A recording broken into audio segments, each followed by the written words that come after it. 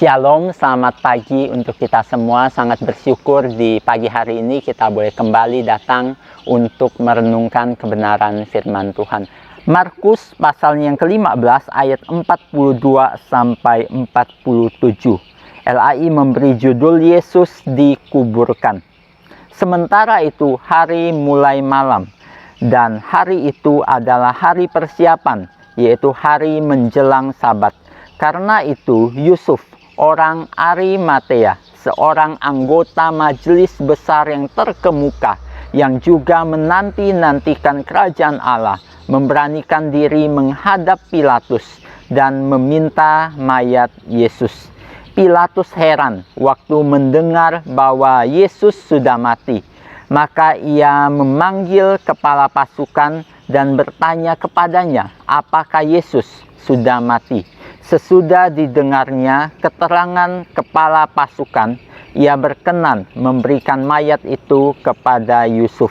Yusuf pun membeli kain lenan, kemudian ia menurunkan mayat Yesus dari salib dan mengapaninya dengan kain lenan itu. Lalu ia membaringkan dia di kubur yang digali di dalam bukit batu. Kemudian digulingkannya sebuah batu di pintu kubur itu. Maria Magdalena dan Maria ibu Yoses melihat di mana Yesus dibaringkan. Berbahagialah mereka yang membaca, merenungkan, terlebih lagi melakukan firman Tuhan di dalam hidup mereka.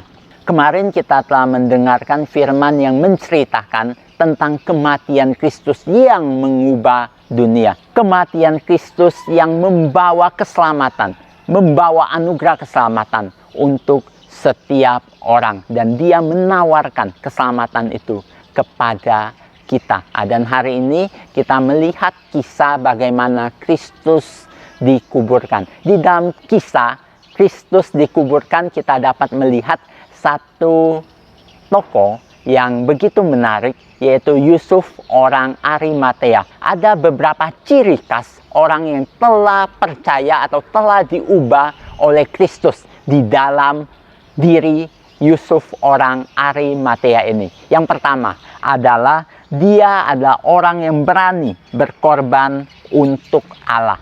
Alkitab mengatakan bahwa Yusuf orang Arimatea ini adalah seorang majelis besar, seorang yang memiliki kedudukan yang sangat tinggi pada waktu itu. Dan Kristus adalah orang yang dihukum mati. Jika berani menolong Kristus, maka mungkin saja dia juga akan tertimpa masalah. Karena pada waktu itu Kristus adalah narapidana yang dihukum mati. Namun Yusuf orang Arimatea ini tidak peduli. Walaupun dia merasa takut, dia memberanikan diri untuk menjumpai Pilatus dan meminta mayat Yesus. Ini menunjukkan bahwa Yusuf orang Arimatea ini adalah seorang yang berani berkorban untuk Allah. Dan ciri kedua yang dapat kita lihat dalam diri Yusuf adalah dia selalu mempelajari tentang kerajaan Allah, dan dia mendapatkan Kristus. Dan pada waktu dia mengenal Kristus dan mengetahui bahwa Kristus dihukum mati, dia selalu mengikuti perkembangan dari penghukuman Kristus itu.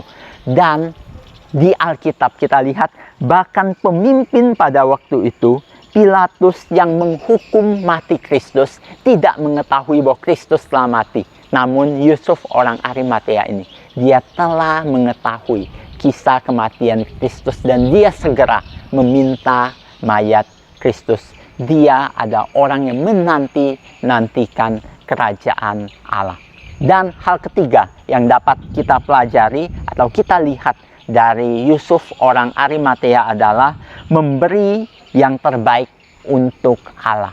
Pada waktu itu ketika dia telah mendapatkan mayat Kristus, dia segera menurunkan mayat Kristus dari salib. Dan Alkitab mencatat dia membeli kain lenan untuk dipakai. Kain lenan adalah kain yang sangat berharga pada waktu itu, dan kain yang paling baik untuk mayat.